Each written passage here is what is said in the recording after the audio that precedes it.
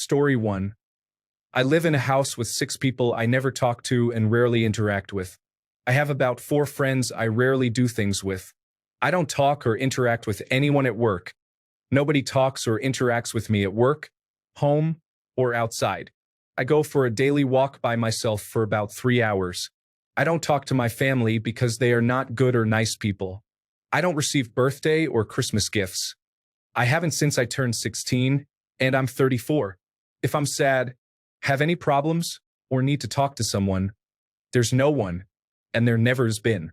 I haven't had a conversation with anyone outside the internet since the early 2000s when I used to get stoned with old friends and talk about the universe for hours.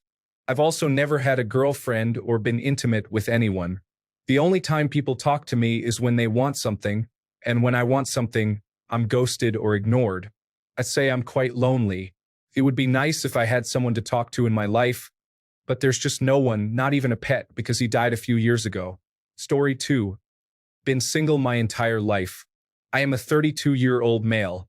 Sometimes I sit in my room alone and the thought hits me. I kind of wish I had someone to give my life meaning, share life with, and someone to laugh and talk to. Sometimes you get the feeling quite hard inside your chest that you can only let the feeling out by crying, but you hold it back until the feeling passes. Story 3. I'm a different kind of lonely. I'm a mom of 2 kids under 3, and I have a husband who lives with me. I'm constantly surrounded by people. People are always touching me, talking to me, needing things from me. I'm lonely because I'm at the phase of life where parents of young kids get busy and don't have time for much of a social life or true leisure time, and none of my close friends or family live anywhere near me. My 2 best friends live 700 kilometers and over 3,000 kilometers away from me, and my closest geographically friend has a new baby too and is really struggling to manage regular life with a new baby. I don't get to just visit. I don't have time to even go to the salon or spa and visit with an esthetician while I get a service, so I can't even small talk with someone for longer than it takes to be checked through the grocery store cash register. I miss my old Dungeons and Dragons group. I miss board game nights. I miss solving the problems of the world over a bottle or 2 of wine. But those are not even remotely in the cards for me right now. Story 4. Imagining a fake scenario of people interacting with me, like having a fun conversation. Suddenly I realize I am alone in the room, all by myself, while laughing. I think it's normal. Everyone does this. Comment if this is not normal. Story 5. Sending love to everyone in this thread. Don't forget you always have the most important person with you at all times. Yourself. Strap in for my take if you wish to come along for the ride.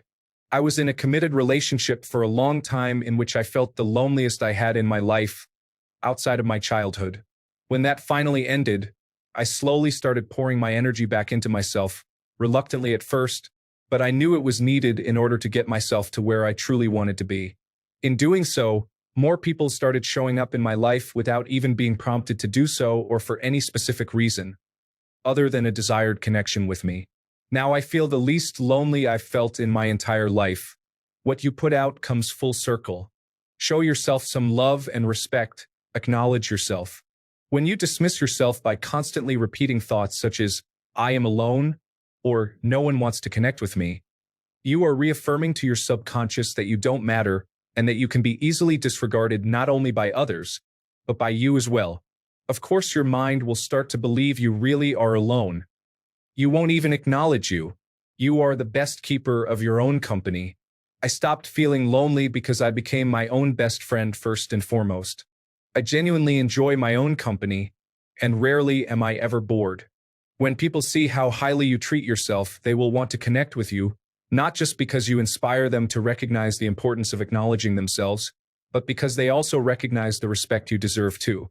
Of course, romantic and platonic connections are great, and we are social creatures. We need external connections too. However, if you don't value yourself, you are setting the example for everyone else that you aren't worthy of being valued by others. This isn't to say that the desire for new connections just goes away, but it's about working towards a place where you realize and embody the notion that everything you need is already inside of yourself. When you acknowledge that, others will seek to rejoice in that knowing with you. The Untethered Soul by Michael Singer is a great book to begin acknowledging yourself if you are new to this practice. Story 6. The friend I moved to this city to hang out with isn't getting joy from me anymore. I ruined that with too much of myself. They said they'd pull back, and they did, and I deserve it. When we do hang out, I can't think of a single thing to talk about. I'm just out.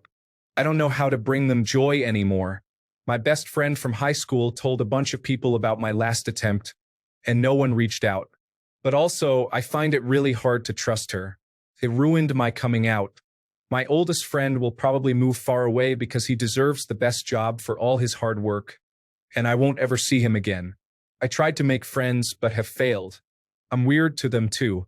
I'm an early 40s-year-old transgender woman who isn't pretty or happy and would rather bleed out on her floor than deal with fixing things. So about that lonely. Story 7. Music like this makes me happy when I'm by myself. Breathe in the Ruins, Squire. 1 hour of dark synth for focus. Story 8. My birthday is coming on October 8th. I plan to switch off my phone and other devices one day prior so I can tell myself somebody must have tried, but it didn't connect. Story 9. Sometimes I think about my loneliness. Is it harmful or beneficial? Then I think about some sociable people I know, and I say I would rather stay alone. Story 10. Have you ever reached a point of loneliness where you start to just accept it? Not that you will be alone, but that you don't need anyone anymore. That nobody can do for you what you've already done yourself. Why? Because this is your story, and you should not let anyone else write it. I just hope anyone who is alone, feels alone, knows it won't last forever. I believe you will make it through this. Please believe in yourself. Story 11. I'm almost 28. I can count how many times I've hung out with friends since I graduated high school on one hand. I've never had a girlfriend, and I've never even held hands. Story 12. I live in a luxury apartment by myself. Just a one-bedroom with a view from the top. Able to buy anything I want, like games, food, clothes, gadgets, and most things everyone desires. Even if I lost my job, I could continue the lifestyle for at least 2 years due to savings. Many people tell me this is the life, but like many things, this is probably going to get old soon. Story 13. I'm 49 and luckily have a great career and love my job, but I know I've missed the boat. I have a son who is 23 now, but after my marriage ended and I brought him up alone, I missed the chance at something special for myself. I've accepted it, but it hurts. Everyone tells me it's never too late. I can't help but think it is. I don't go to the pub or clubbing. My life doesn't include meeting new people other than through work. I'm resigned to this is it. A glass of wine and an 80s movie it will continue to be. Story 14. Normally, quite lonely. Small friend circle, no girlfriend. Right now, very lonely. Basically, I'm in the week that all my friends have gone to their universities except me, and I don't have other friends to interact with right now. Story 15. I pass my nights and my weekends alone. Sometimes the only person I have a conversation with on the weekends is the cashier at the store, so it can happen that on Monday at work, I have difficulties talking or forming complete sentences. I'm that kind of lonely. Story 16. I am not lonely in the sense that I have nobody. I am lonely because of my disabilities. They are extremely isolating, and no matter how much of a great support system I have, I will never not be lonely because of my disabilities. Story 17. It's not too bad. I have a pet parrot for company, and though he likely doesn't know what everything he says means, at least it's nice having someone to talk to who talks back. Also, he's affectionate, will sit on my shoulder or arm for hours, and plays with me. Other than that, most of my friends and family have died off, so I'm alone about 99.5% of the time. Story 18. This is a cry for help. I see. Yeah, I'm pretty bad off. In a tough spot too. So yeah, I'm really much so. You all should talk to each other on this post. Story 19. My partner left me at the beginning of the month. Suddenly, she just didn't love me anymore after 8 years. She took my 2-year-old daughter, and now I have insomnia and have to return to work in 1.5 hours. I'm not used to this loneliness. I'm getting there, though. Story 20. Very lonely. I haven't talked to anyone that I have a personal connection with besides family for almost over 2 years. I thought Reddit would help a little over a month and a half ago, but so far it's only helped a smidge. Story 21. Since my best friend and I got in a fight, I've experienced extreme loneliness. I spent every day with them for years of my life. Don't worry, I'm in therapy and on medication. I'll be okay eventually. Story 22. I have no friends, no acquaintances, and I'm relying on my family right now. In the past, the loneliness sometimes even gave me chest pain, but I've gotten over it now. Story 23. Weirdly enough, not at all. Even though I feel isolated from people, I don't think I feel loneliness in the typical sense, either like a crushing feeling or being alone in a room full of people. I'm neurodivergent and certainly struggle with making friends and feeling understood. But even though that sucks, I'd say I feel solitude more than loneliness. Story 24. I feel incredibly fortunate for not having felt real loneliness for quite some time now.